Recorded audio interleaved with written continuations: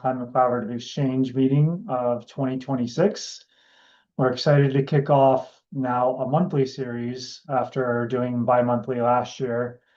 And I think we have a great lineup of topics today.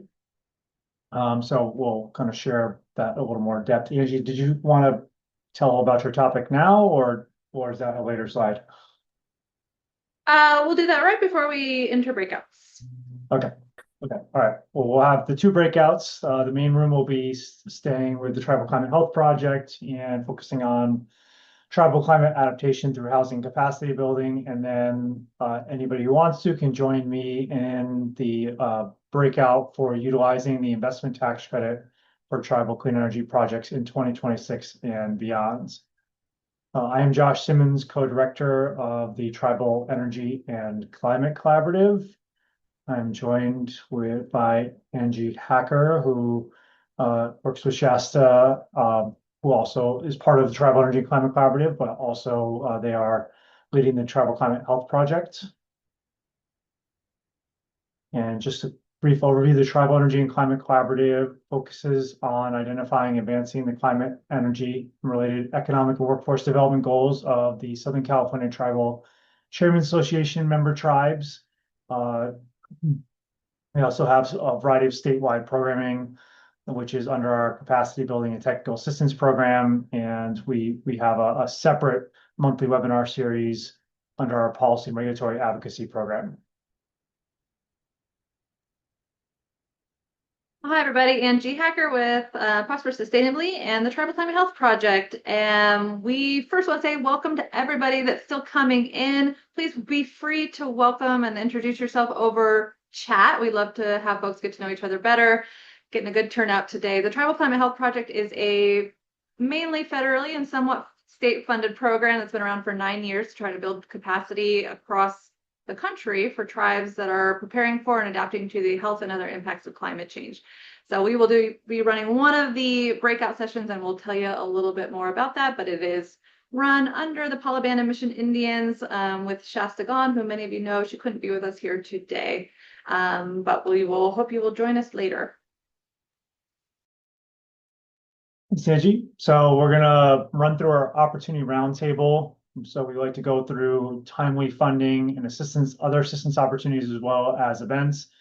If after we go through this list, there are any other grants, incentives, events, or other capacity building opportunities that you're aware of, we're welcome to have you drop them in the chat. And just like Angie asked, if you could introduce yourself in the chat, share your name and what tribe or organization you're with, that would be really appreciated. So what I feel like it's given me a little bit of hope is I feel like our list is longer than it was last probably second half of last year. So there's the Extreme Heat and Community Resilience Funding Opportunity by the Land Use and Climate Innovation in the Governor's Office, the Rekindling Fire and Culture Grants under the Indigenous Stewardship Network. The Climate Science Alliance has opened their 2026 Giving Cycle grants, which ends on February 6th. Hopefully you have the CARB Community Planning Capacity Building grants on your radar for tribes and other disadvantaged communities. There is the California Ocean Protection Sea Level Rise Implementation Project grants and the Governor's Office for Emergency Services tribal grants focused on disaster preparedness, response, recovery, and mitigation. Communities in Charge funding wave 4 got extended. We've been kind of advertising this one for a little while now. It is focused on multifamily housing, which I know is not relevant to most tribes, but if it is, you have one more month to pursue this opportunity. The Climate Smart Communities Initiative grants are available. 2026 Fisheries Restoration Grants by California Department of Fish and Wildlife.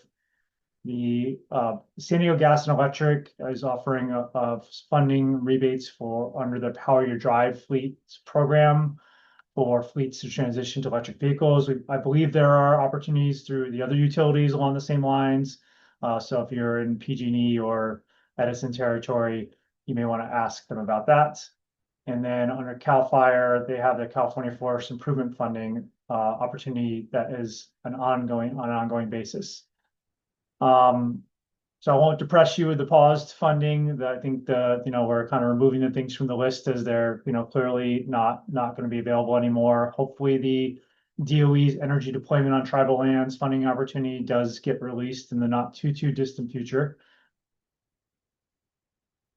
So we have some upcoming events. So Strategic Growth Council here, who's here today, is hosting their RFI webinar on their tribal capacity building program round 2 for technical assistance providers. CARB also has their right after that. CARB has their Q&A session for their planning capacity building funding opportunity. There's the 2026 National Native Seed Conference, the Energy Code ACE Conference, annual California Land and Water Conservation Conference, U.S. Indigenous Data Sovereignty and Governance Summits, the 2026 California Tribal Leaders and Energy Summit. It's going to be at Viejas this year in May. The second annual Native American GIS Summits, and the 17th annual California Climate Energy Climate Annual California Climate Energy Climate Collaborative Forum. I really want to add an extra climate in that. You'll see. Hopefully, you'll see Angie there in Los Angeles in June, and then finally the National Tribal Health Conference, and still more. So our list of opportunities is growing. Affordable Housing, Sustainable Communities Round 10 has technical assistance available. The Community Resilience Centers and Tribal TC to Transform and Climate Communities grants should be released later in the spring or early summer. And then the Tribal Capacity Building Program Round 2 funding should be released in May. And the guidelines related to some of those are available for comments right now. And just to note that we're going to cover these in the breakout that's coming up. So happy to share more. Right, so yeah, we have our 2 breakout sessions. So I will be breaking out. So you have to leave the main room to join me, and to focus on utilizing the investment tax credit for tribal clean energy projects in 2026 and beyond. So we'll just. The tax credits are actually still here. You still can get tax credits for clean energy projects. So to learn more for solar, for storage, and for EV infrastructure, please join us. And Angie, you can do your pitch for Tribal Climate Health Project. And if you want to come to the best breakout, no, I'm just kidding. If you want to come to Tribal Climate Health Projects breakout, we have been running this series through TECC-X on climate resilience in a changing world, basically looking through different fields and subject matter expertise to see how tribes can continue their resilience effort in difficult times. And in this time, we are going to have a featured topic around tribal climate adaptation through housing and capacity building. And so we are very fortunate to have speakers with us from Strategic Growth Council talking about a lot of the tribal funding and other opportunities that are coming your way. So come and join us if you'd like. Basically, you'll stay in this room. We're actually going to default to this room. So if you want to stay around, talk about housing and capacity building to build tribal climate resilience, stick around here. Great. So I think the breakout rooms are now available. So if you're going to be joining me focused on investment tax credit, then you'll need to select that room. Yeah, so just to clarify, if you want to talk tax credits, you go to the breakout. And if you have any trouble, let us know if you're having trouble getting to that clean energy tax credit breakout. Yep. So Angie, just around here for housing. What's that? Make sure you remind people, as we still have people trickling in here and there, that they can join us over in the breakout. Yeah. I'll throw some stuff in the chat. But yeah, stick around here if you want to talk housing and capacity building. So should a prompt be popping up? I see breakout rooms in progress. I see unassigned. Yes, there is a breakout room. If folks can't find it, you can navigate to the navigation bar. You should see a breakout rooms option. The room is called Tech Utilizing the Investment Tax Credit, and you just have to click that blue join button. Already see folks trickling in. Oh, there we go. All right. See you later. Thanks, Rita. All right. Good luck, tax credit people. Again, join that breakout room if you're going to tax credits. All right. Hopefully, Tila, would you mind getting us over to slide 46? If you are still here, we are very excited for you to be joining Tribal Climate Health Project for a special session featuring Strategic Growth Council folks on tribal climate resilience and adaptation through housing and capacity building. Very fortunate today to be joined by some guest speakers from Strategic Growth Council. We've got 4 of them today. So I'm going to introduce them in detail in just a moment. But basically, our plan for today is to do an overview of housing and capacity building related opportunities from the Strategic Growth Council. They're here to give you a short overview. And then we're going to spend about 20 minutes getting feedback. So this is, as always, is an interactive conversation where we're really hoping to hear from representatives of tribes across California on these particular opportunities that are going to be shared, and really wanting you all to have space to share peer knowledge, your experience, your perspectives on this topic, how your lived experience around the sort of this intersection between housing, climate, and capacity building.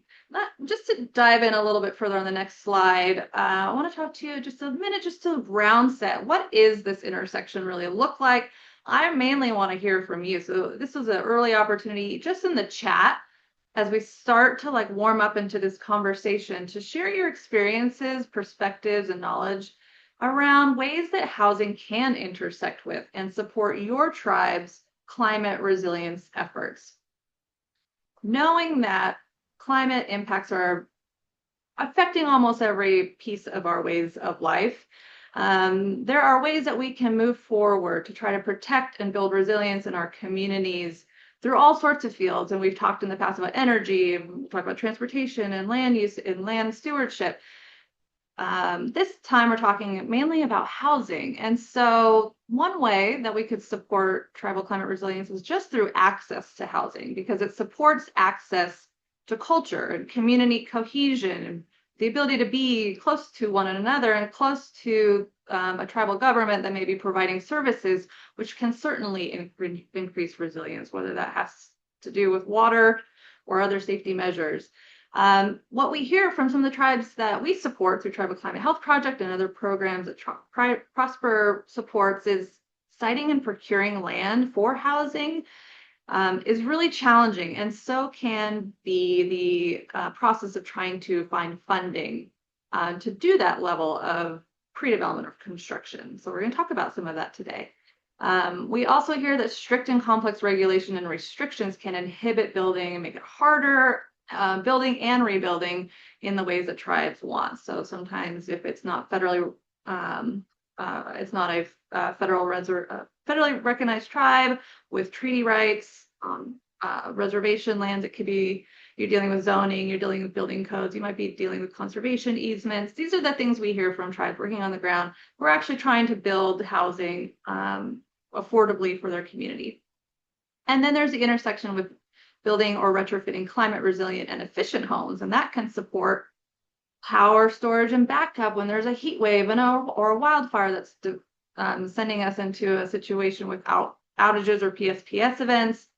It could, good housing provides reliable heat and cooling during extreme temperatures. Good air filtration really helps when we have higher levels of smoke and ozone induced by climate events. Fire mitigation and resistance can be supported by things like defensible space and good materials. And then, of course, there's a relationship with good housing that's efficient in terms of emission reductions. But I want to hear from the tribes in the chat. What do you think about this intersection between tribal climate resilience and housing? With that, I'm going to go ahead and introduce our speakers for today. We're very fortunate on the next slide to be joined by 4 folks from Strategic Growth Council. So we have Mark Caswell. He is with the Community Investments and Planning. Ina Lupin with Community Assistance for Climate Equity. Serena Ray, the Tribal Liaison and Senior Tribal Planner, and Brianna Lagosa. She is the Resilient Community Senior Planner. Thanks, you guys, for coming. I'm going to hand off now to Mark Caswell for the overview, and then get ready, guys, because I want you to put your chats and comments and questions in the chat. We're going to get to those after the presentation. So over to you, Mark. Great. Thank you so much, Angie. Hi, everybody. My name is Mark Caswell. I'm an advisor to the Community Investments and Planning team at the Strategic Growth Council. I help work on multiple different programs and here today to really talk about the tribal housing capacity building initiatives, which have been launched recently. So next slide. All right, and I just want to acknowledge that we're going to go pretty fast. We actually have 4 different areas of focus here that we're going to talk about, and we're trying to do that in 15 minutes. It's going to be a lot, but then we'll be available for Q&A afterward. So if you have questions, feel free to put them in the chat, or you'll be able to ask the questions at the end there. So I'm going to go ahead and jump into what the tribal housing and capacity building initiatives are. So quick background, in case you're not familiar, the Strategic Growth Council is a cabinet level body that serves in the governor's office made up of 10 individuals, mostly agency secretaries, as well as some public members. The council gets together to vote in order to award funding and to adopt guidelines. And we, the staff, serve these council members there, but we're with the state, with the state and with the governor's office. Next slide. So I'm going to talk about some tribal engagement that we've done to date already. So we held some key informant interviews with folks over the last couple months, mostly tribal serving nonprofits. We wanted to make sure that we had a solid idea of what it was that we were proposing before we approached tribes, so that way we could make sure we're valuing their time appropriately. So talking with these tribal serving entities, we'll talk about the takeaway and then the recommendation and do that for each of the 5. So we all know, I think, if you've ever tried to apply for state housing funding, that existing state housing programs are fundamentally incompatible with tribal communities and the way that they want to grow. The programs are mostly designed not with tribes in mind. So we wanted to create a program that had specifically needs to the tribes from the get-go and from the start. So that was number 1 there. We knew that a lot of tribes face a lot of severe capacity constraints, both in terms of staffing, in terms of funding, in terms of time. And so we wanted to provide direct funding to tribes in order to help make sure that they had the opportunities to seek this funding, both this funding as well as other larger state funding available. The application processes are usually very complicated. I think we have, everyone who's ever applied for a state grant knows that. We looked to what would be the best example so far at the state, and a lot of folks pointed to the tribal HAP program. And one of the things that was really specific there was peer learning, and then also that the staff was available to answer questions throughout the application process, rather than that kind of antagonistic where it's, we don't tell you what you're doing. Once you apply, then we grade you. We wanted to really turn that on its head and looked at ways to identify that. The other one is that we require government-to-government relationships. So we are holding tribal consultations now. If you are on the Native American Heritage Contact List, you should have received a letter in the mail that invited you to participate in tribal consultation. If you didn't get that letter, or even if you're not on the contact list, we are available to host one-on-one meetings or this meeting. And this is one of about a dozen meetings that we're holding over the next 60 days. And I want to just acknowledge this is the first one. So we're also using you all a little bit as a test case and would love to hear your feedback. One of the questions at the end is, what did we leave off? What did we go too much in? So we're going to ask you for that as well, because this is the first one. And then last is that pre-development funds are really important in order to get projects ready to apply for state funds. And that's something that tribes are often lacking. They don't have some of the access to pre-development. So we wanted to make sure that we're able to provide those funds directly to fund some of those activities. We'll talk about all those in a few minutes. Next slide. So we have 2 programs that we're going to talk about today. I'm doing a little of the tell you what we're going to tell you, and then we'll tell you. So there's 2 programs. There's a tribal capacity building program. We've got about $5 million in funding for that. The maximum amount is going to be about $420,000 per tribe. And that fund is for technical assistance to increase staff capacity focused on climate and housing related work. And then the other program is the Tribal Housing Pre-Development Fund with a total funding of about $20 million with a maximum award of $3 million. That one is non-competitive, and our plan is to use those funds on a rolling basis until we exhaust the funds there to focus on whatever activity it is that you as a tribe has determined is necessary for accessing affordable housing funds or building affordable housing, whether that's infrastructure or marketing or consultant fees or whatever that is. So we have these 2 separate programs. We're going to dive into each of those in the coming slides in that order. Next slide. So eligible applicants are California Native American tribes and tribal entities. So as long as you are on the Native American Heritage Commission contact list, you are eligible to apply for these fundings. We do not require you be federally funded in order to access these funds. So any of the folks who are on that list are available there. And so as long as you are a nonprofit, a for-profit corporation, or LLC. So we need an entity in order to award the funds from a contractual obligation. So whether you're a tribe or one of those, as well as tribally designated housing entities specifically. Next slide. The eligible project area is pretty simple. It's in the state of California. And as long as you as a tribal individual or tribal entity own the land, are buying the land, or interested in developing on that land, or your facilities that exist as they are, or any component there. And if you're a tribe based in California, you're eligible for the capacity building as long as you're on the Native American Heritage contact list. Next slide. So quick timeline here. We released draft guidelines on January 5th, 2026. We're holding them open for a 90-day public comment period and tribal consultation period. We're operating those as two kind of separate opportunities. So non-tribal entities can also provide feedback. We're holding open for 90 days with the date ending of April 6th. We've requested that tribal consultations be requested by April 1st to make sure that we can add some time in there, because we're going to present the final guidelines of the programs, both of the programs here, on April 29th at the Strategic Growth Council public meeting. As I mentioned, those 10 bodies, they hold a public meeting every other month. In order for us to get to the April 29th meeting, we need to make sure that we're finalizing our work in early April there. So if you have big ideas, please come to us earlier than later. It will be harder once we get closer to that date. The plan is then to have a notice of funding availability release along with the applications in May of 2026. So really quite quick turnaround from April 29th to release that in May. The capacity building especially will be holding application workshops. The pre-development may or may not be holding workshops, will be available to answer questions on an ongoing basis. And then folks would apply for the program, put in their applications, and the plan is to make the first round of recommendation of awards on October 28th of 2026. I will just specify that we say the word recommended awards presented to council. The council of those bodies are independent. They have the right to reject staff recommendations. They have never done so. However, we present our staff recommendations and they can apply for it. So our goal would be that the funds would be unlocked in October of 2026. I see it says, I'm hearing that an attendee isn't seeing slides. Is anyone else experiencing this problem?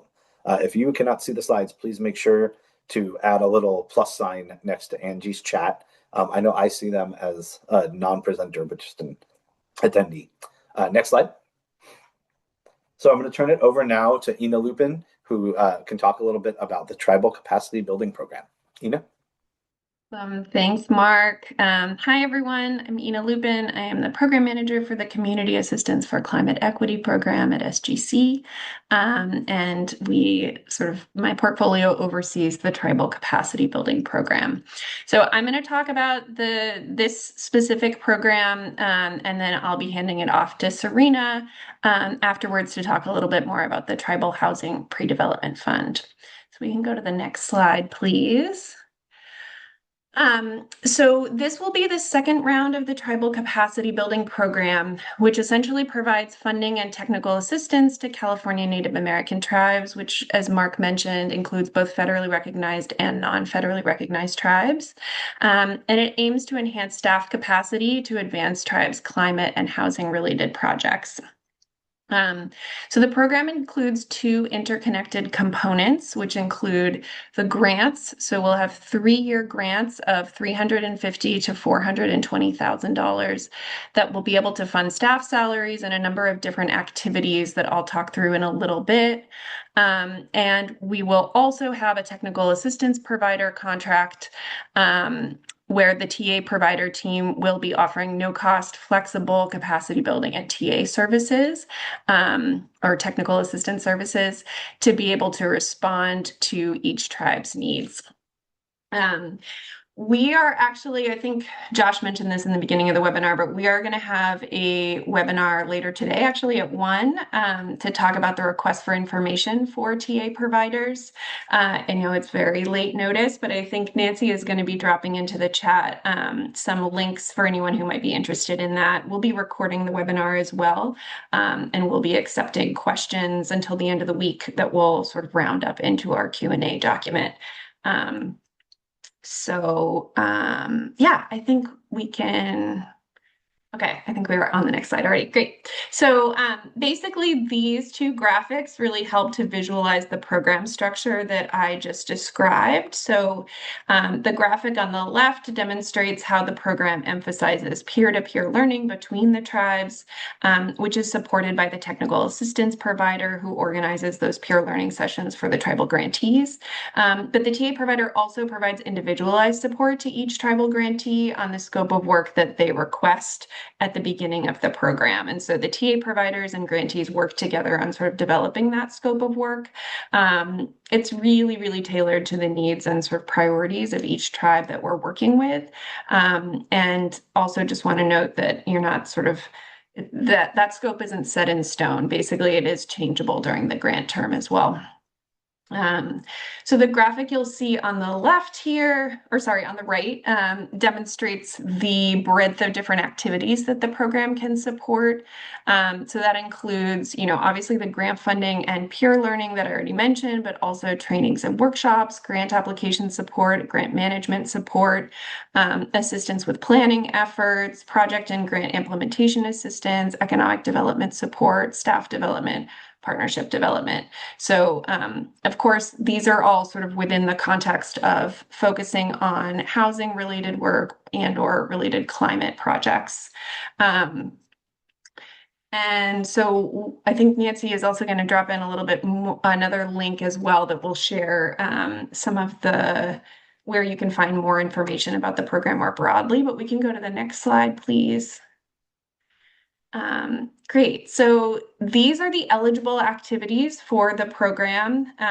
In terms of the mandatory activities, we ask that tribes participate in all of the trainings, in peer learning and grant-related meetings. Sorry, just to be clear, I said all of the trainings, but actually tribes aren't required to be a part of all of the trainings, just the ones that interest them. But we do require that they be a part of peer learning and any grant-related meetings, which can include like one-on-one consultation with TA providers or meetings with SGC staff. We also ask that they do grant writing and implementation related work. So we're really interested in how we can sort of support the long-term sort of sustainability of the capacity that we're building during this program for the tribe. And then there is reporting as a part of the program. We, as much as possible, try to make that simple and streamlined, but would like to mention that up front. And then this program is really very tailored to the needs of each tribe that participates in it. So we have a number of customized activities.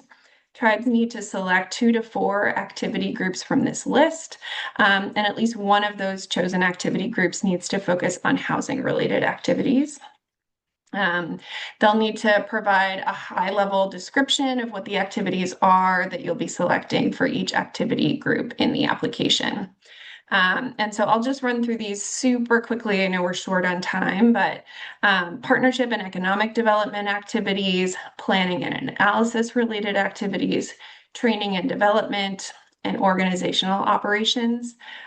There is a list of sort of potential things that tribes could focus on within each one of these categories in the draft guidelines that I would encourage you to take a look at if you are interested. So we can go to the next slide, please. Just to provide a little bit of background on our round 1, we received applications from all across the state. We had 31 applications, and we're able to fund 6 grantees in our first round. We are hoping to be able to fund 12 grantees in our second round, and we can go to the next slide here. So these are our 6 grantees. They're really wonderful. We've been having a great time working with them. You'll notice we have a good mix of federally recognized and non-federally recognized tribes, and they're working on a wide range of different projects from land acquisition to housing development. We have folks working on forest management and land stewardship as well. So I do want to emphasize, of course, that round 2 of this program will have a more explicit focus on housing development. But again, there will be that opportunity to be able to support on some broader climate-related projects. So with that, I will pass it over to Serena. I think we can go to the next slide, who will talk more about the Tribal Housing Pre-Development Fund. Thanks. Hi everyone, my name is Serena Rai. I am the Strategic Growth Council's Tribal Liaison and a senior planner who's leading the Tribal Housing Pre-Development Fund. Next slide. So the Tribal Housing Pre-Development Fund is a sister program to the Tribal Capacity Building Program. The way I like to think about it is if the Tribal Capacity Building Program is step 1 for organizations or entities that are still forming, the Tribal Housing Pre-Development Fund would be step 2. So this program is really intended for tribal entities that are interested in building housing, and we hope to cover a wide range of costs. Those can include conducting some of the preliminary research and planning required to decide what housing development is going to look like. It could be hiring additional staff, acquiring land, building infrastructure, getting a site ready for development, or essentially any other activities that are necessary for tribal entities to be eligible for other state programs. Next slide. So as we mentioned earlier, this grant type is non-competitive. We'll be accepting applications on a rolling basis. Small arrow on this side, this total funding is about 20 million, and we're looking to award up to 3 million. We'd be distributing those awards twice a year, so roughly around the middle of the year and the end of the year. The application is intended to be simple with a narrative-based setup, as well as a schedule and budget worksheets. We will be providing technical assistance to tribes. And again, we're really leaning on you for your feedback and your expertise. So if you see any barriers, we're really looking to hear more about that as we get into that part of the conversation. Next slide. So here we've provided some example activities. We've separated those into 4 different buckets. So those could include planning activities, infrastructure investments, site acquisition and preparation, and other associated costs. So that can include, as I mentioned earlier, developing a plan, conducting market and feasibility studies. It can include building the necessary infrastructure for affordable housing, be that sewage and drainage, road and safety, energy and broadband. It can be acquiring sites and preparing those sites. It can also include restoring the habitat and wildlife in that area, as well as adding on additional staff and funding those salaries, covering any consultant fees or training fees if tribes are really looking to build up their organization as well. So again, if you see any activities missing here, we're looking forward to hearing your feedback. Next slide. So as Mark mentioned earlier, this is the beginning of a series of workshops. We will have 2 more online workshops on February 17th and March 25th. In addition, we'll be holding a bunch of in-person workshops. We don't have those details yet, but those details will be available online. And you can also sign up for a newsletter, which we will link later in this presentation. Next slide. And this is a side-by-side overview of each program. I won't go too far into detail here, but we will provide a link to this graphic as well. Next slide. And next, I'd like to pass it to my colleague, Brianne, who will provide an overview of the Affordable Housing and Sustainable Communities program, which tribes are also eligible to apply for. There, thanks so much, Serena. As Serena said, my name is Brianne Logasa. I'm a senior planner on the Affordable Housing and Sustainable Communities program at SGC. And go on to the next slide. We'll just jump right into it. So this is another large housing funding program that tribes are eligible for. The vision comes from infill projects that reduce greenhouse gas emissions and vehicle miles traveled through sustainable land use, housing, and transportation practices. We are funded by the Gas Reduction Fund, GGRF, and we were soliciting feedback in the last month on our draft guidelines for round 10.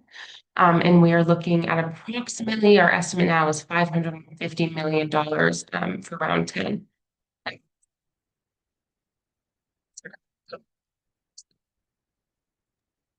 Brianna, you're a little choppy on my end. Oh, I'm so sorry. Can everyone hear me? That's better. Okay, I'll just go back. Shut that slide down. Have you tried going off camera, Brianne? You're cutting out a little bit. It might be your internet. Hey, can y'all hear me okay? Yes, that's much better. Okay. If we could just go back one slide really quick, I just want to speed through the end of that. Just show how we can. So Oh, Brianne, you're still choppy, so how about I'll take over? Thanks. Yeah. So as Brianne said, and I'll just do this real quick from the start. So HSC is funded by the Greenhouse Gas Reduction Fund, which is the Cap and Invest program. This round 10, which is coming up very soon, has $550 million approximately available in funding. The minimum ask is 10 million, though it's 1 million for tribes. And then 50 million is the maximum request for awards. Next slide. So HSC funds affordable housing developments and housing related infrastructure, as well as sustainable transportation infrastructure, and then programs. The fundamental component of the AHSC program is about building a affordable housing project that is near a transit stop within a half mile of a transit stop, and then also improving the bikeways and the sidewalks, trees, lighting, and other things right around that area. So to create a cohesive community that's safer and more convenient for getting around without a car. And then also funds social programming inside and outside the affordable housing development. Next slide. So the round 10 timeline, as Brianne mentioned, we were soliciting public comment. That feedback period ended on the 23rd, So on Friday, the 23rd was the request for public comment on the draft guidelines. The draft guidelines were the same as round 9. If you were involved in that, there's very minimal changes there. The plan is to maintain very minimal changes there. The guidelines will be adopted at the Strategic Growth Council meeting taking place on February 25th, with a plan for a NOFA and application release in early March. Applications will be due about 60 days later in May. And then the application review period will take place from May to November, with a council meeting for the staff recommendation of award in December of 2026. So it's a pretty fast timeline here. I want to just acknowledge that the AHSC program is very complicated. If this is the first you're hearing about the program, it's highly unlikely you'll be ready. So this is usually something that people prepare for a couple of years leading into it. It's a lot of folks in the housing world call this the Olympics of affordable housing programs. Next slide. So that said, if you are interested, if you would like to find out more, or if you feel that you are needing more support in this, the state offers a no-cost technical assistance and capacity building. Given the timeline, we are moving into the technical assistance component, less on the capacity building, because technical assistance is the getting the application and the project ready to go, because the NOFA is coming up so soon. So there is technical assistance available. You can find that at the website below, which again, we'll send in the link. And then there's also workshops coming up. February 10th is at the SACOG offices in Sacramento. And there's also going to be one in Orange County in early February. Technical assistance is run by Enterprise Community Partners, California Coalition for Rural Housing, Estelano Advisors, and a few other California Housing Partnership are a few of the technical assistance providers, which we pay as the state in order to make sure that other folks have the ability to access their knowledge and expertise without having to use their funds for that. So you can find out more on the website and sign up to request technical assistance through the website. Next slide. All right, and then now shifting to the fourth and final topic, and I know we covered a lot here. We were asked by our partners at the HCD, the Housing Department, to let you all know about the Tribal Housing Grant Program Trust Fund Advisory Committee. The Senate Bill 1187 was passed about 2 or 3 years ago now, and it established the Tribal Housing Grant Program Trust Fund. This is the fund that's going to be dedicating fund specifically to tribal housing through HCD and through the new housing agency that's coming in the coming year. So HCD is seeking representatives from California-based federally recognized tribal governments or TDHEs to serve on the advisory committee. This would be a chance for you to help shape all of these policies and help shape the way that we're moving here. You've just heard about a bunch of different programs. If you have opinions on how they could be done differently or better or worse or different in some way, this is an opportunity to serve on that advisory committee. There's a compensation of $100 per diem, which is the maximum that you're allowed to pay for an advisory committee. And then also travel expenses can also be reimbursed as well. So applications for that are due on March 30th of 2026 at 5 p.m. We'll send out a one-pager on the details there. Again, this is HCD, not the Strategic Growth Council, so I don't know that we can answer that many questions about it, but we're seeking individuals who care deeply about tribal housing and want to make sure they're able to help shape the California landscape to make sure that we're able to continue to provide funding to our tribal partners from the state. And so we'll send out a one-pager with all the details there. Next slide is the thank you. So thank you. If you have questions or comments that you don't want to discuss here today, but would like to reach out to us, Ina, Serena, and I are all available at the tribalinfo@sgc.ca.gov email address. That goes to us, and we're able to respond directly, whether that's to request a tribal consultation, to provide comment or feedback, or ask any other question there. You can reach us at that location. And then you can also sign up for the newsletter to find out when the programs are being updated, when the workshops are updated, at either the QR code or the tiny URL that's located right there. Both of those will help get you to that and get you looped in so you can know about more. As I mentioned at the beginning, the point of today is to give you an overview of these different programs. We're now available for questions. We'll have more information. And then as Serena mentioned, there are many more workshops coming up in the coming weeks that you're able to engage more deeply in, whether it's at those workshops or by reaching out to us. So with that, I'm going to turn this over to Angie for the Q&A. Hey, thank you guys. That was a lot. Recap. You've got 2 programs that are housing and capacity building related out of SGC that are open for public comment right now on their guidelines. So that's a chance for you to shape how these programs work before the solicitation hits the street. And you have an opportunity right now to comment even high level on the kinds of things you heard, or generally talk a little bit about your experiences, insights, the needs that you are having on the ground related to housing, capacity building, and that relationship to climate resilience. All of that to inform the kinds of programs that you just heard about, these kind of really significant state investments. Go to the next slide. SGC was nice enough to actually pull together some prompts for your engagement. If any of these resonate with you to speak to, that would be fantastic. I want to hear about your barriers that you've encountered while trying to build housing in your community. And so they all want to know about any challenges to accessing either of these programs that you might see, having heard a little bit now about those 2 program guidelines. And any additional information you need to better assess if these programs are a good opportunity for your organization, how they can best increase your tribe's capacity to achieve its housing and climate goals, and any questions or concerns you might have around eligible activities or things that might be missing there. So those are some things to think about. Raise your hand or feel free to drop comments in the chat if you'd like to be heard. I do see one comment in the chat we need to get to, and I also have I don't think Kayla is here. Dessa Drake from Winnemem Wintu she was preparing to speak, but she ended up having a family emergency she needed to attend to. So I wanted to, I'll start here by just reading some of her remarks out loud for you all, and maybe that will help kind of wet the whistle here a little bit. And then we're going to hear from CCRH as well, California Coalition of Rural Housing, that works with a lot of tribes on housing. Okay, so Dessa says if I could share our experience with housing, I would say that options for non-federally recognized tribes that for a non-federally recognized tribe that doesn't want to parcel out land is hard to find.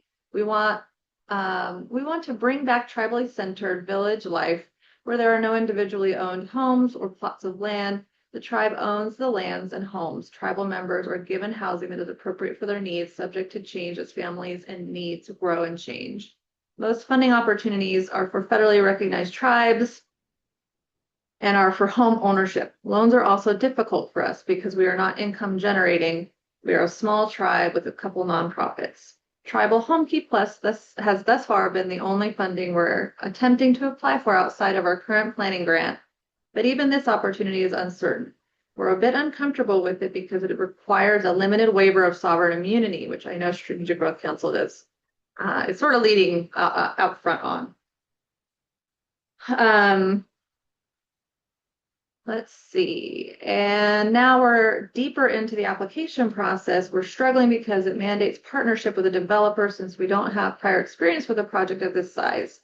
In order to find and develop a partnership with someone we trust that understands our unique situation takes time. Developers often have part ownership in their developments, and that won't be happening with us. If there's anybody else here from 1112 that wants to chime in on that, that would be fantastic. I think it's very relevant, and I want to thank Strategic Growth Council for thinking about some of these issues already, and I think it led probably to the concept of the pre-development program in general. I wonder if anybody wants to respond.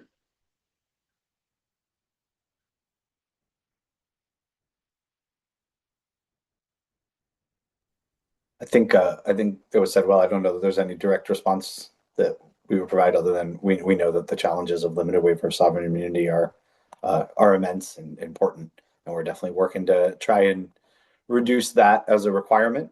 One thing that we're working on with this program, and again, I think we said it, but I'll say it again, both of these programs have draft guidelines, and we're seeking comment right now, so nothing is finalized. The goal of this conversation is telling us what should be different in the guidelines, or in the general concept of the program. So that's really what we're seeking information on here, because nothing is set in stone.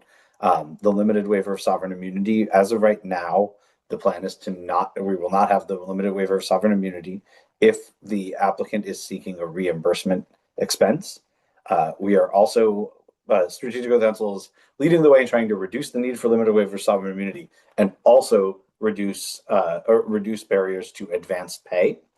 And there are some challenges between the way those two of those are working. The state does not usually operate with those, and so we're trying to operate kind of in new places with both of those, and together they are kind of hard.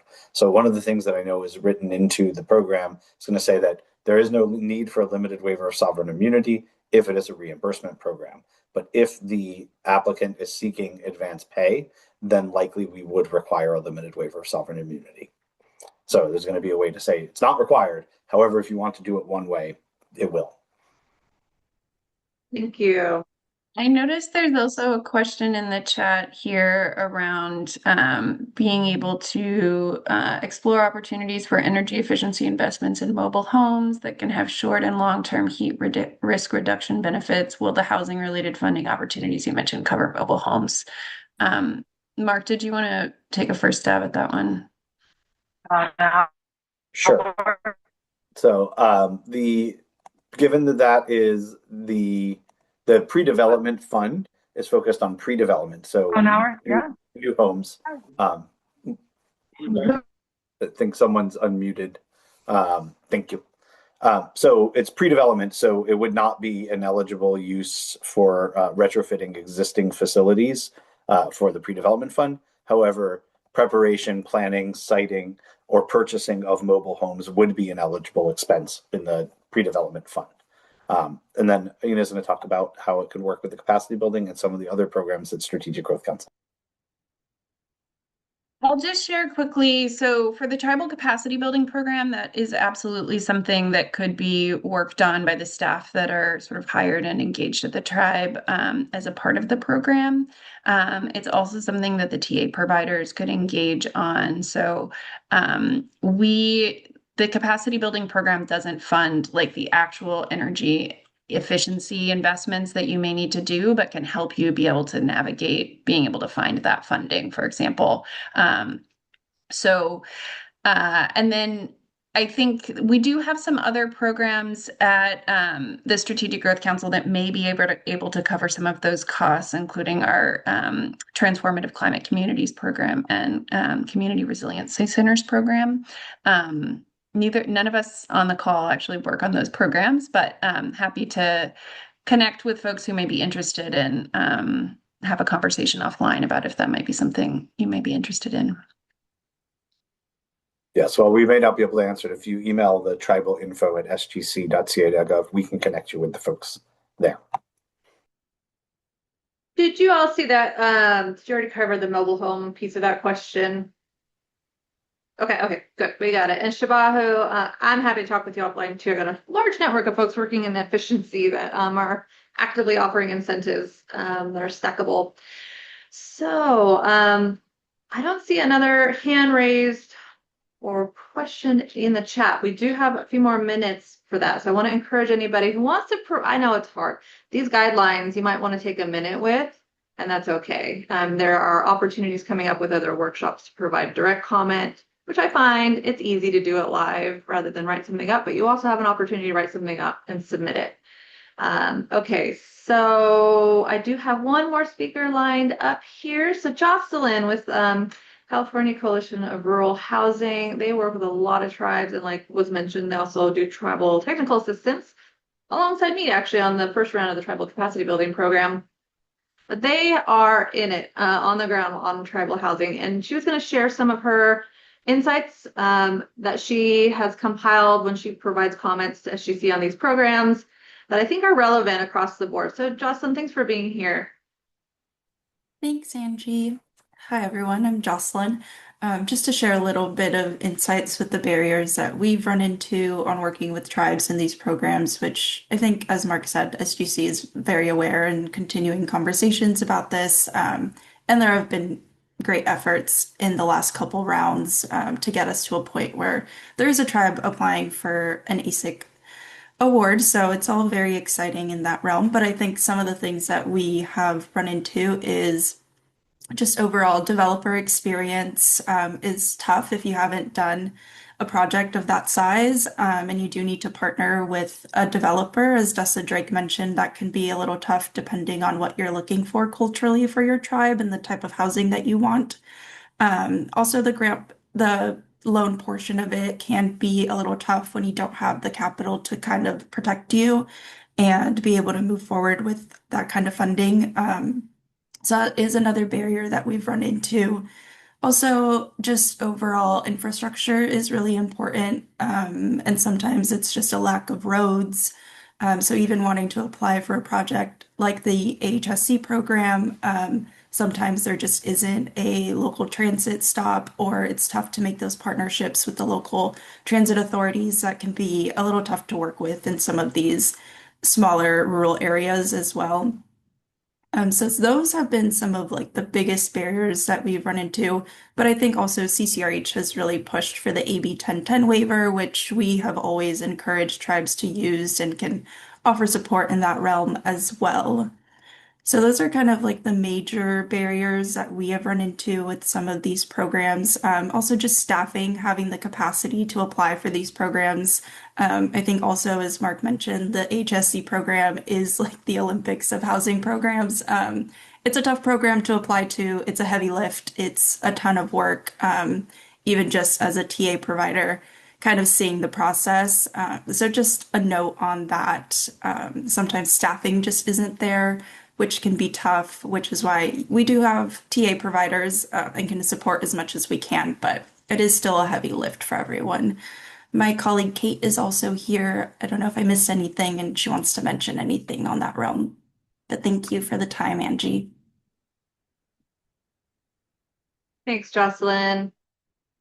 And hi, Kate. Yeah, we're about to close in about 18 seconds, but I think some of these comments, I just want to say thanks again to SGC. They're always kind of trying to push along some progress here on these issues. I think the housing pre-development program we should all take a close look at and see if that's really filling the gap here, knowing that some of these other programs are so difficult, but pre-development might be the right step for folks that are just getting started. All right, well, we're gonna have folks joining us back from the clean energy tax credits discussion. Let's go to our, thank you all for folks that were in my breakout. Good conversation around housing. Interesting. Okay, I did click it. So Great, just because I might hop back and forth. okay, maybe in the chat, if you can drop in the chat there to remind people to join this room. Yeah, I'll do that as I see people trickle in. Do we have our speakers here? I see Michael Robinson, John Clancy. Are you here? He had a confused look on his face. Let me go. So, I can also manually send him over. I'll go take a look. all right, everybody, we'll give a moment for John to join us. I should share my screen.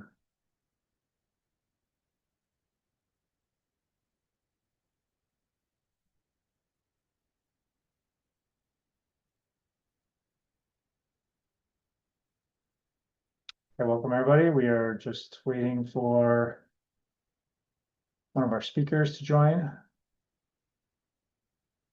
I'm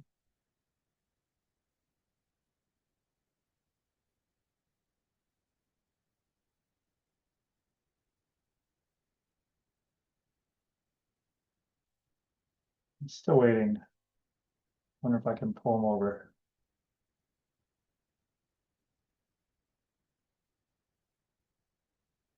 Uh-oh, I don't see him now in the list at all.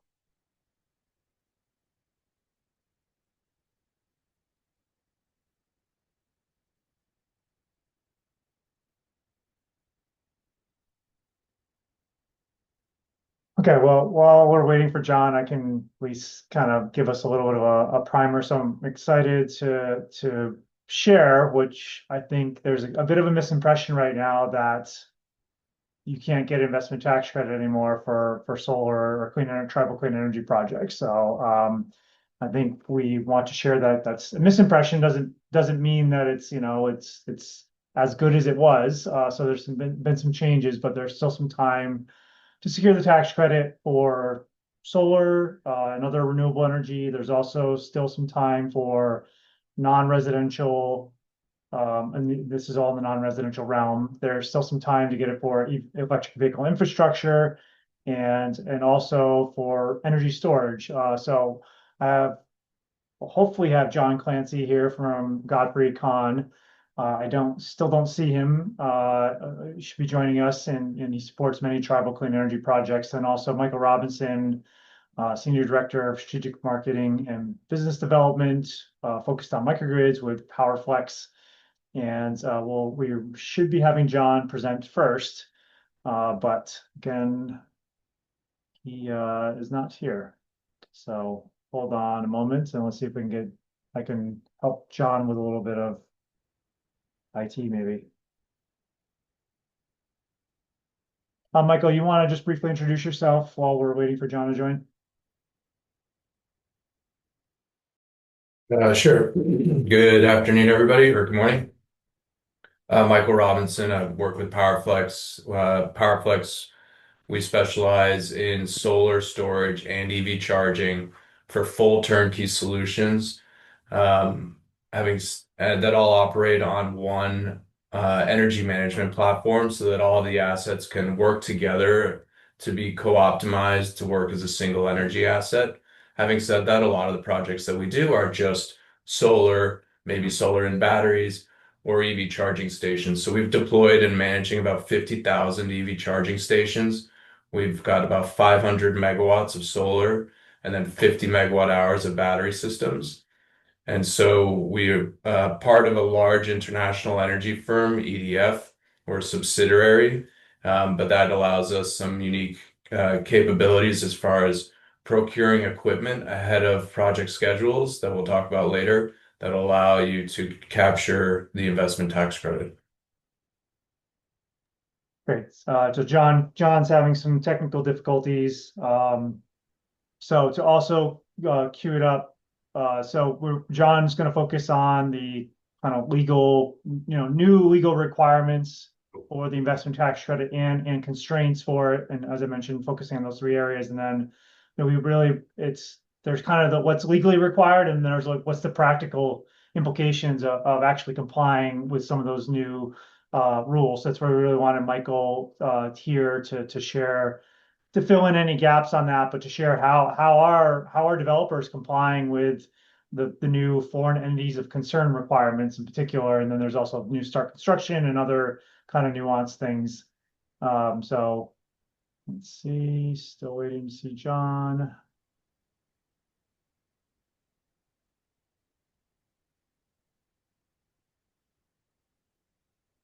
Oh, Michael, I may need to start you on your slides first and then have John go second. If I isn't ideal necessarily. So No problem.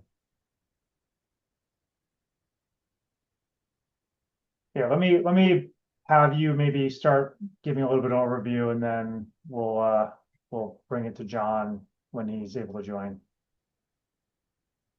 Okay. So as John will tell you, there's been a fair amount of changes to the investment tax credit structure from as a part of the passage of the Big Beautiful Bill, or OBB. Josh, if you want to go to the next slide. Essentially, there's for solar projects and EV charging projects, there's a key date of July 4th, 2026, when projects must start before that and then end by 2030.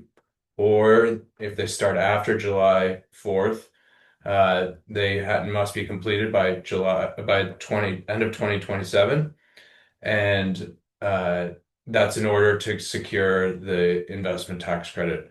Now, what actually means by starting construction is where we start to find ways to either move ahead on a project while there's still some uncertainty in the system design, and or start construction after after the July 4th date by either safe harboring panels, which is a term where we buy panels before the date, or we start physical work on site or off site. Off-site physical work is something that we'll talk about in a little bit more detail, but it's a method where you don't actually have to start construction on site. There is actually no breaking ground per se. It's actually through the purchase of transformers, you can start work on the equipment, which is considered the start of construction. So I can go into that in more detail, or did I see that? Oh, looks like John joined. Sorry, John. You said iPhone. I didn't know. I couldn't find you in the reassignment. Oh, sure. Sorry about my computer not working. Thank you. All right, so we'll turn it over to John Clancy for Okay, great. a briefer overview of the legal requirements, and then we'll turn it back to Michael. Great. Yeah, this is a brief overview. First of all, I'm John Clancy. I'm an attorney. I good fortune with a number of Indian tribes in California on energy projects, as well as elsewhere in the country, and work with Josh on a lot of projects, and worked with Michael too. Both of them are great to work with on these projects. But what I wanted to do is just kind of note, as Josh noted at the beginning of this discussion, basically the ITC is still around. It's still relatively well. It's now the 48E tax credit that's applicable for these projects. It used to be the 48, which was for particular technologies like wind, solar, and other technologies. Now it's a clean energy credit. But solar and wind qualify, so that's great. And so it's still here despite the one big beautiful bill.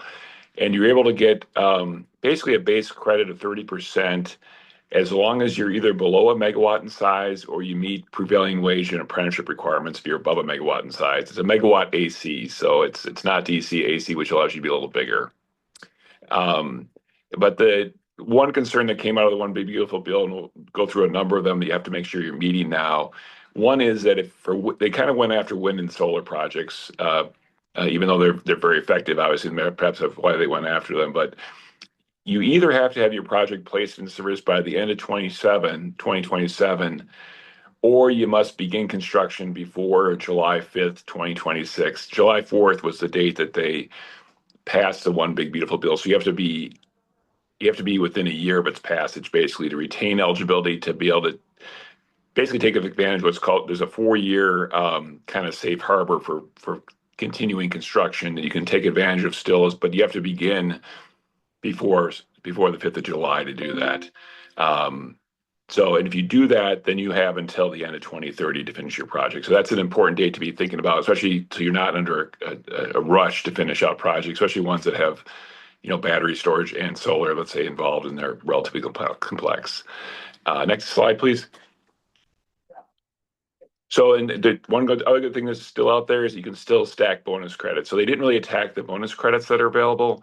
You can meet a domestic content bonus credit.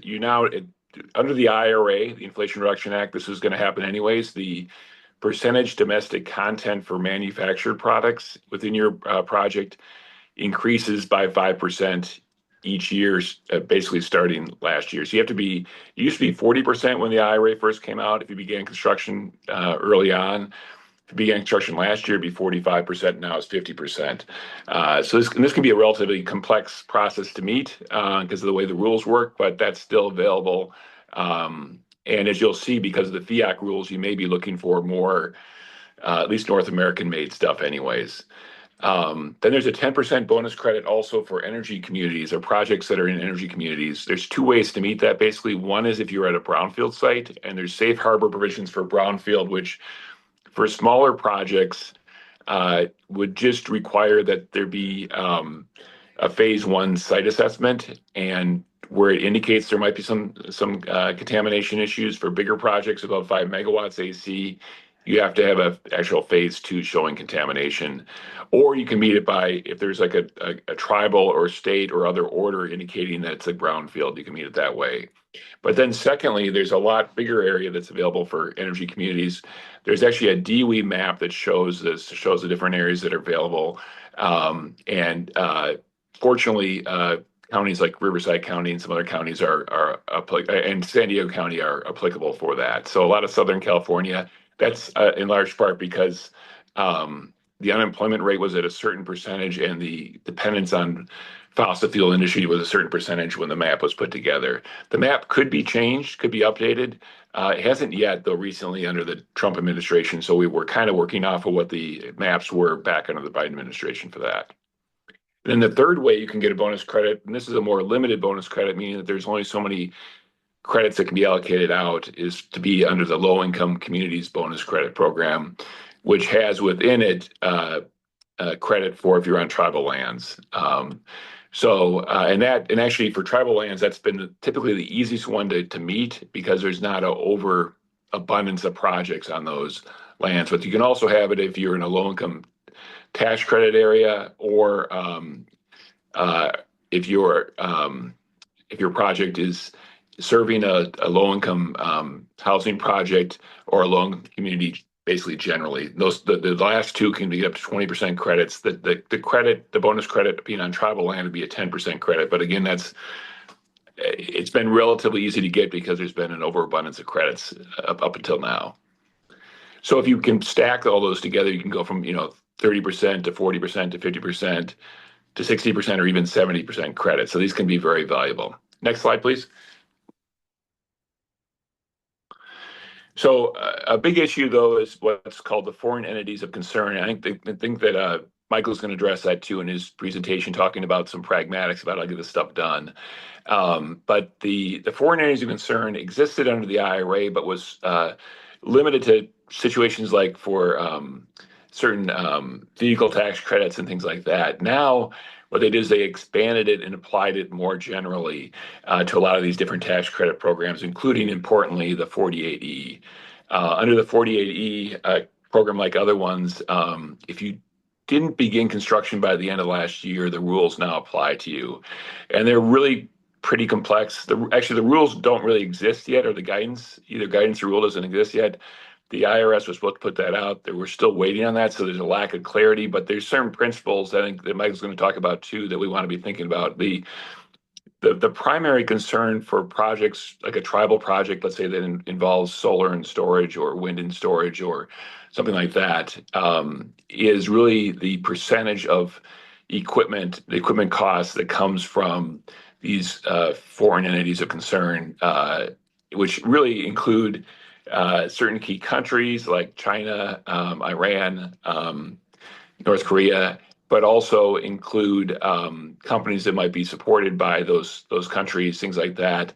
So you want to make sure that your stuff is certified that you'd buy as not being that, basically. And what they have is they have percentage requirements. It's a little confusing because the percentage requirements are not the maximum foreign entity of concern stuff you can have. It's really the amount you need to have of other stuff. And so for wind and solar, that right now that's 40%. For battery storage, it's 55%. And it's going to go up basically 5% per year is the basic way it works. If you didn't begin construction this year and wait until next year, it would be then up, another 5%. One thing you may just note too is that the phase out of battery storage is not in place. So even though wind and solar have that timeline I talked about before, batteries don't, but they have a higher percentage of non-foreign entity of concern stuff they have to have in their project. So you need to be thinking about that as well.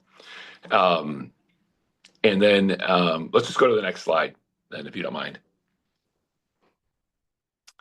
So actually, I'll design my slides, but one thing is to get out there so it hopefully help as we get to the EV stuff under Michael. Under the One Big Beautiful Bill did limit the EV tax credit. There's a EV charging tax credit. So there's a tax credit for alternative fueling, which includes EV charging. It's a tax credit it's 6% tax credit, but it goes up to 30% tax credit if you meet the prevailing wage and apprenticeship requirements.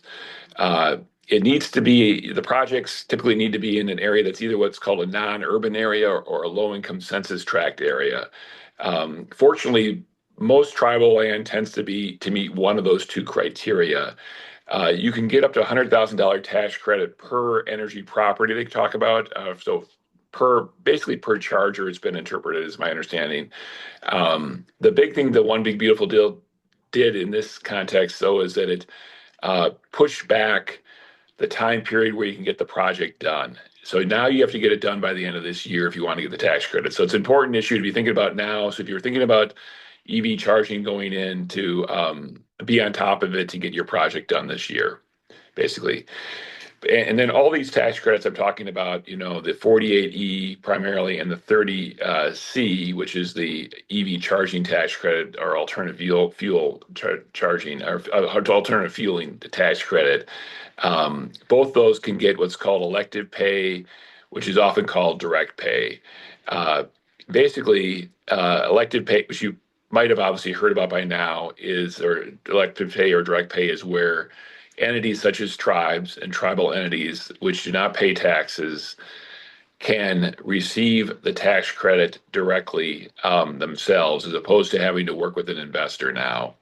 What this basically allows you to do is to complete your project, complete it on time and the right type of project. Then you can register your project. And everybody has to register projects for tax credits anyways now. So you'd register your project where you'd get a registration number from the IRS. And once you get that, then you can actually file basically a tax return, even though the tribe doesn't pay taxes or the tribal entity doesn't pay taxes, to get the direct pay tax credit or the pay tax credit directly from the IRS. And then there's also one more thing to note about the elective pay is that under elective pay, there's a separate domestic content requirement that kicks in over time, and it's now kicked in basically. So if you began construction and you didn't meet domestic content requirements that are applicable to it, you would then only receive 85% of your tax credit if you began construction in 2025. If you begin it this year or later, you get there's a zero, it wipes it out to zero if you don't meet domestic content requirements. So you have to think about that. But there's a big exception to that qualified facilities with a maximum net output of less than a megawatt AC are exempt from the requirements on this domestic content stuff. So unfortunately, most tribal projects tend to be or can be, depending on how they're, structured and how you divide them up, less than a megawatt AC. So this can be a non-issue, but it's something to be thinking about to make sure doesn't become an issue for you, especially because of, if you're beginning your project now, you could really have a wipeout of the tax credit if you don't structure it right and think about how to divide up your projects. And I think that's it, Josh. Okay, thanks, John. I think the only thing we want to make sure people are aware of like are also the, for considerations for energy storage, but I think Michael likely will be covering that in his slide as well, but we can also cover it. Yeah, no, and I think that the key things that I said before, which Michael will cover more on, are that the tax credit remains, but it has this higher FIAC, a non-FIAC percentage to be aware of. But I think Michael will address that when he does the examples. Yeah. Okay, so yes, there's lots of different aspects here. The one that we're going to start by focusing on is the start of construction, quote unquote, in order to secure the ITC that needs to happen before July 4th. And that you can accomplish by procuring 5% of the project costs. But this is only available for smaller projects. So we'll talk different ways of procuring that equipment for 5% of the project cost, but we'll also talk about, again, quote unquote, physical work that I mentioned earlier. Either has to happen on site or off site. So if you want to go to the next slide, we'll start out by talking about safe harboring strategies. Again, for smaller projects, less than 1.5 megawatts. Where you can buy 5% of the project cost ahead of July 4th. It has to be secured through a contract that is non-refundable, so it really commits you to that equipment, and so it's binding and non-refundable. Essentially, there's several different ways to structure this. Typically, we would actually recommend procuring more than 5%, approximately 7 or 8%. So that you have some flexibility in your future project costs, excuse me, if they were to go up. And so the most straightforward way to do it is for the client or the project for the site to go out and buy the equipment directly. We recommend buying solar panels in that they are a commodity. They could be resold if necessary, and that they have a lot of flexibility in how you design the site once you have secured the panels. And again, 5 to 8% of the project cost is easily borne by procuring panels. You don't even have to buy the total amount of panels for the project. However, we typically would recommend that so that you have one consistent panel throughout your project. So one way to do that is before July 4th, buy 5 to 8% of the total project costs in panels directly from the client, directly from the manufacturer. If you want to go to the next slide. So now we start to get a little bit more complicated in how we structure this. But again, in this scenario, the client is going to buy bulk in panels. This is generally an approach that an account or a client would take in a portfolio when they're looking at a portfolio of projects. And again, the panels can be allocated from one project to another, from one site to another, very easily, as long as the client is directly purchasing those panels. You would then contract with PowerFlex and or somebody else to do the installation, and you can then define the actual site in the future. It doesn't actually have to be defined. So that's one option. And in all these scenarios, PowerFlex will warehouse the panels on your behalf if necessary. We can also ship them to site. But again, it has to be a non-refundable contract structure. It really commits you to buying the panels. And then you actually have to take risk of loss. So even if we are warehousing them on your behalf, the site or the owner has to take the risk of loss, again, to show that you really own those panels or are committed to doing a project. Go to the next slide. So this is another approach that involves creating a special purpose entity that will actually buy the panels. And so this special purpose entity has to be project specific. It's obviously there's a lot of moving parts here, so it's going to be more complex. There's going to be what we would call leakage, where you have to involve lawyer costs, you have to involve costs of setting up the special purpose entity. But what this does allow you to do is we can buy panels on your behalf, and PowerFlex will actually own the equipment and put them into a special purpose entity. PowerFlex will actually maintain ownership of that special purpose entity. We will then build the project, contracting again with that special purpose entity. And then at the end of the project or just before completion, we can sell that entity to the client. And so what this allows the client to do is actually delay payment for the project until after the July 4th deadline. In the other two scenarios, you have to buy the panels ahead of the deadline. In this scenario, the special purpose entity owns the panels and will purchase the panels before the deadline, July 4th. And then that special purpose entity can be sold at a later date to the final client. Michael, I think we actually looked into this before. I think there were some issues with the tribe not being able to secure the elective. So yes, you wouldn't be able to secure the elective, but there are other people that could take, the ITC on the tribe's behalf. And so this one again more complex, but another option. So those are the ways to buy the 5% of the project cost before. Another way to secure ITC is the physical work strategy. So there's on-site physical work, which is literally like breaking ground, pouring. What we generally recommend is like starting to do trenching, pouring foundations, but it has to be specific to a renewable energy project.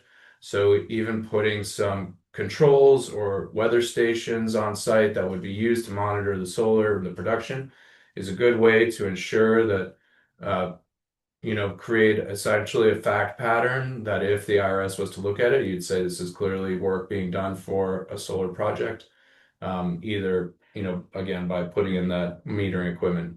The offsite work is what we'll talk about here.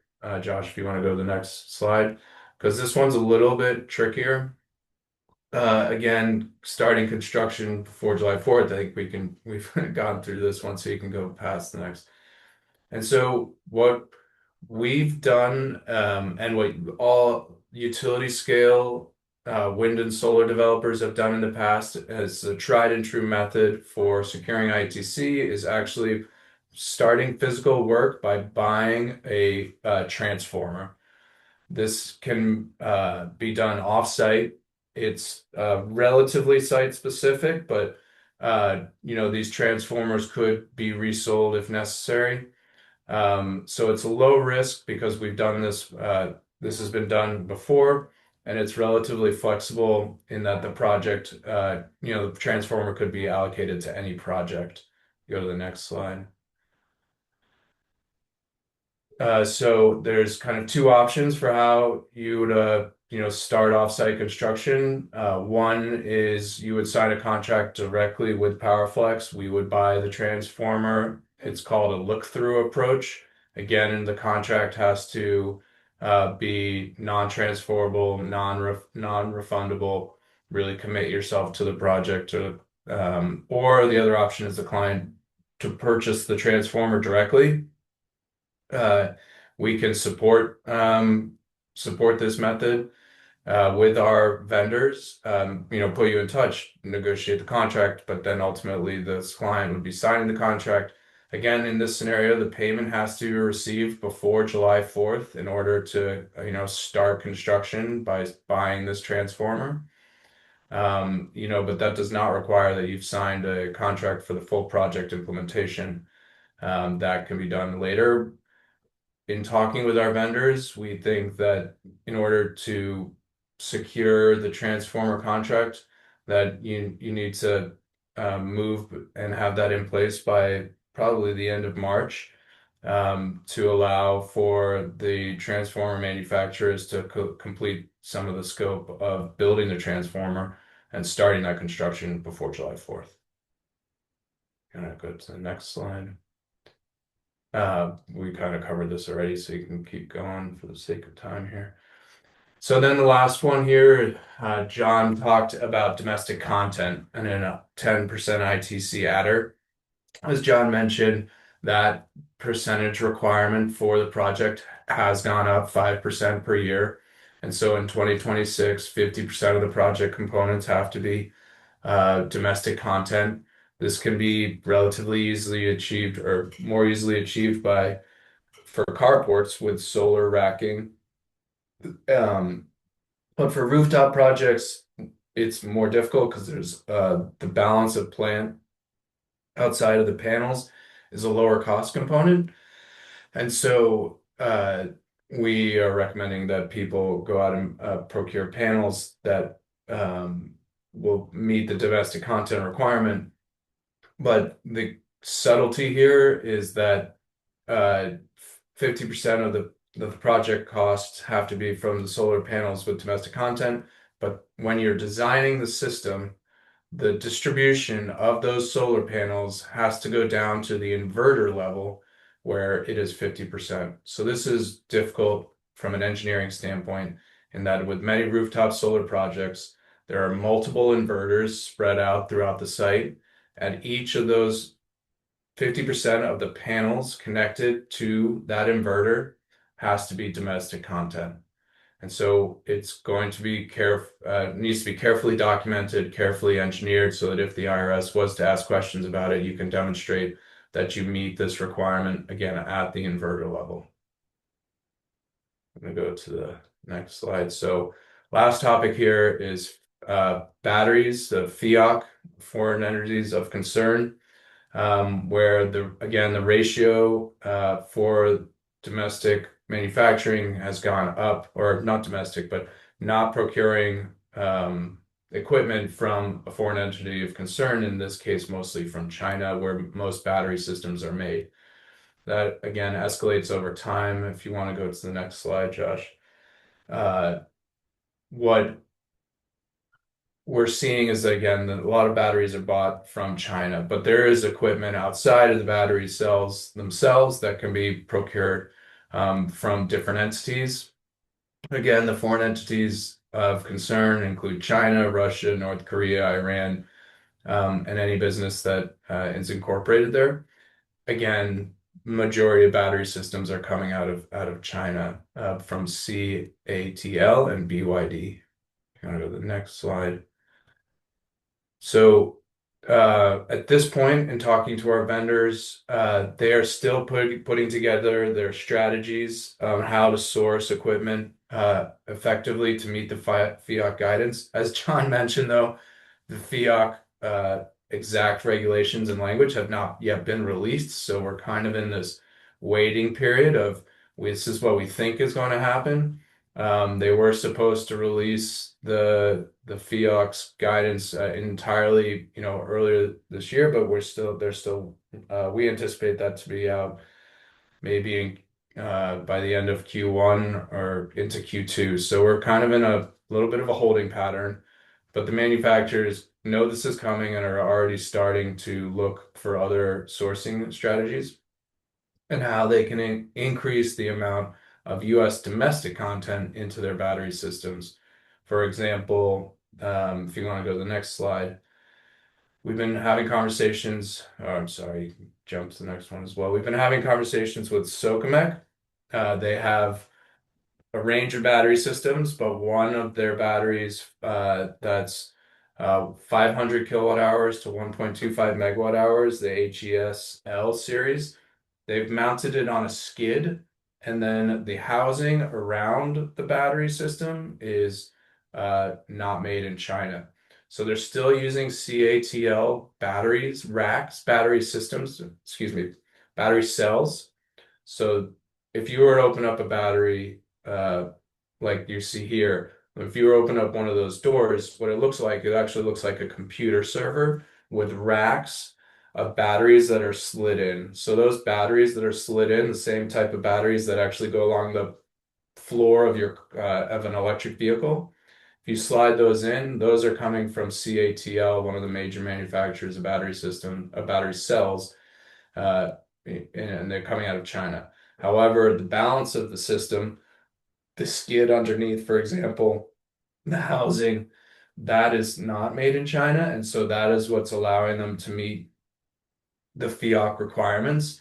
This system is actually currently on sale and will be available for delivery next year, which is around the timeline, of a project if you're haven't filed an interconnection application or if you're just starting the design phase now. So lines up pretty well. We anticipate other vendors that I mentioned earlier, Tesla, Evo, and others to come up with similar strategies while they start to source the battery cells out of the US or move their manufacturing out of China. That's Great. Sorry. So yeah, and then questions slide at the end. So I'll just go back to the beginning, I guess. Or John, there you go. We go put up your question slide. We have 8 minutes left until we have to go. So I'll open up the questions. I have some of my own, but I would like to anybody from the room to ask a question.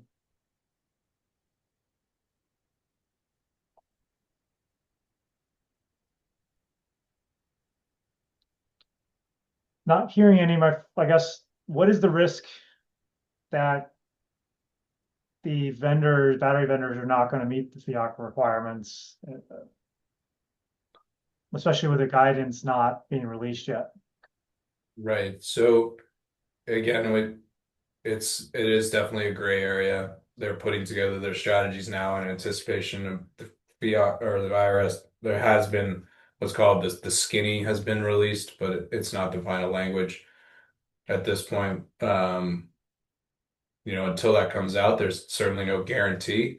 However, there is enough in the balance of system outside of the battery cells that the manufacturers are confident that they'll be able to meet the FEOC requirements for 2026, 2027 as they start to transition their battery manufacturing out of China.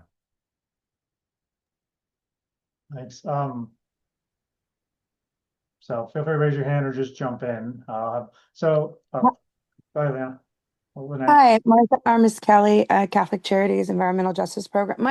My concern is this. I understand we're trying to help and motivate our people to have opportunities, but it's kind of counterproductive when you're looking at a battery that's going to require water, and where is that water coming from? I attended a meeting in Imperial Valley, and they're talking about these batteries and how they're going to continue the sustainability of said batteries when it requires 70% of California's water to continue the lithium extraction.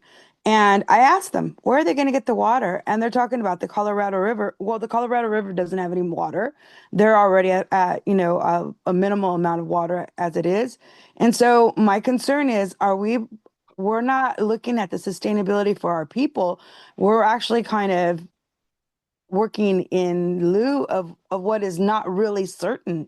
And I think that we need to vet out better answers so that we don't contribute to that lack of water and injure our own people more than we've already been in the past. Thanks for that. Are you talking about water involved in the manufacturing of the batteries? Yes, exactly. Because you're talking about the longevity and the availability of these batteries. Well, what if the batteries are not going to be there, and then we're making these investments? I just think that we need to be more proactive and more consistent with looking at all the possibilities before we just jump into something. And money is money, but it does not mean that we have to compromise our integrity. Okay. Yeah, I understood. It's a valid point. Just to be clear, I think most of the energy storage technologies do not require any water on site for their use. So certainly there's water involved in manufacturing of batteries and most things. But just so a tribe installing a battery on their lands is not going to need to maintain a water source for that battery.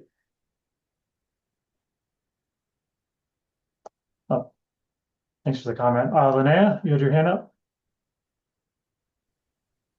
Good morning, everybody. So, Michael, I had a couple of questions. So, the Hoopa Valley Tribe, Northern California, we're working on several projects. Unfortunately, our terrace funding under the DOE grip was kind of clawed back, but we still have other options with CEC's LDES and some other PG&E MIP and some other opportunities.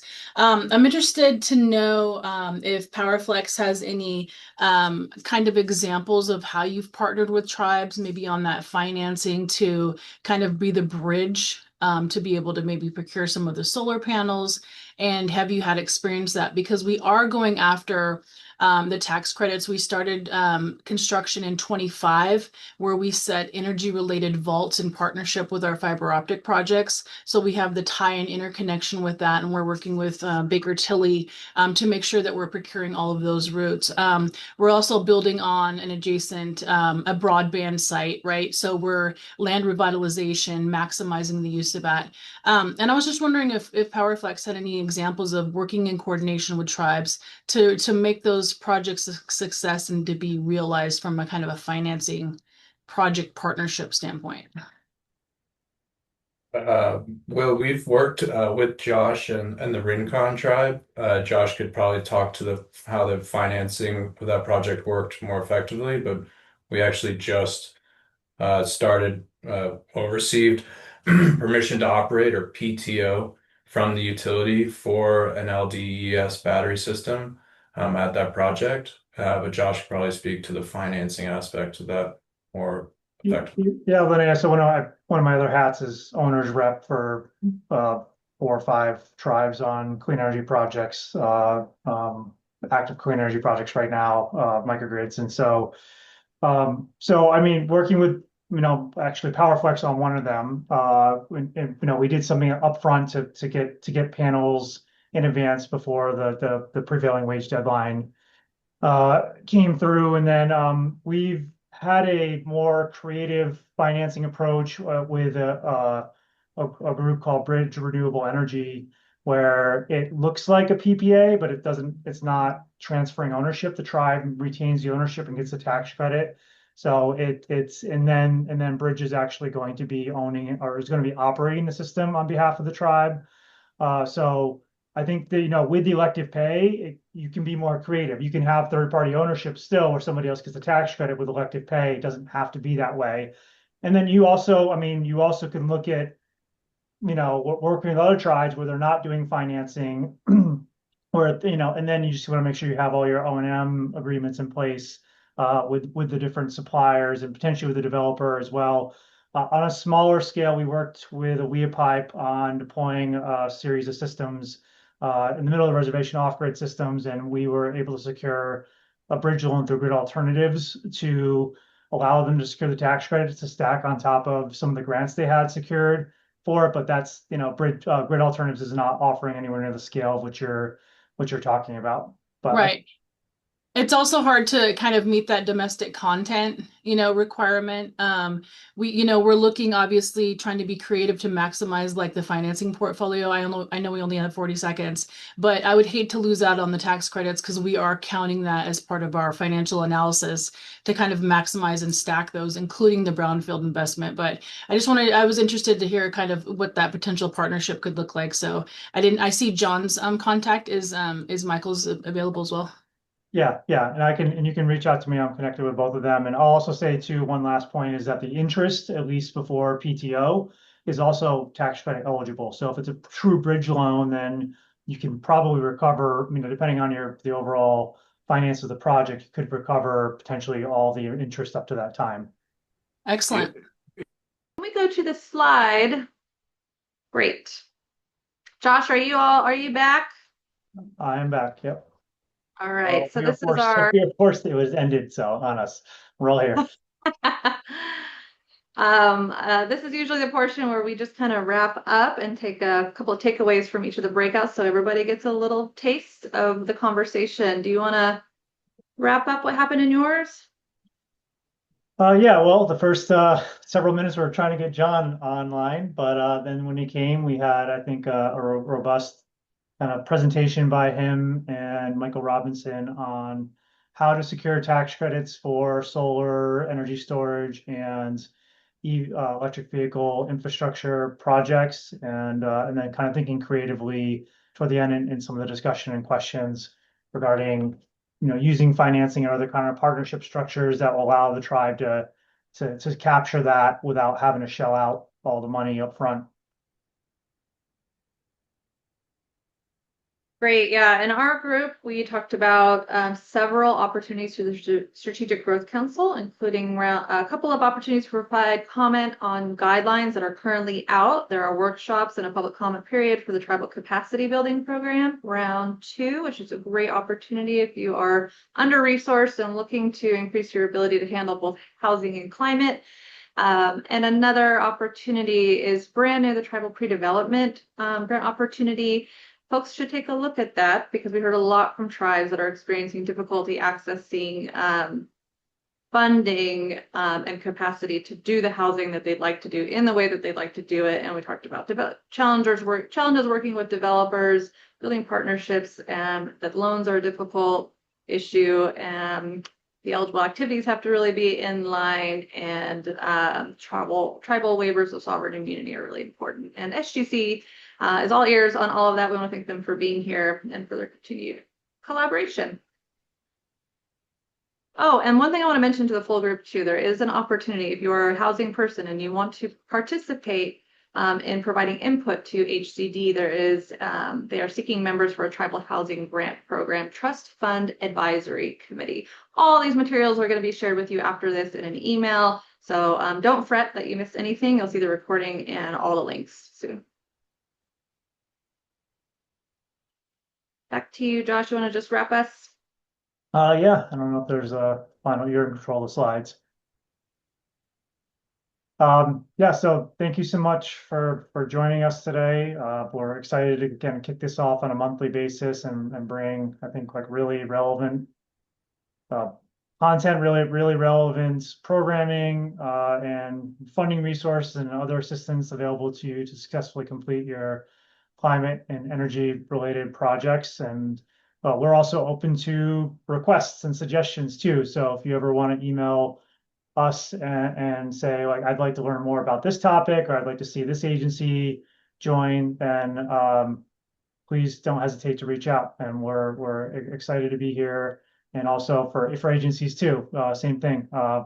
Agency partners, please reach out to us, and we're looking forward to helping tribes complete successful projects. Even despite all that's going on, it still can happen.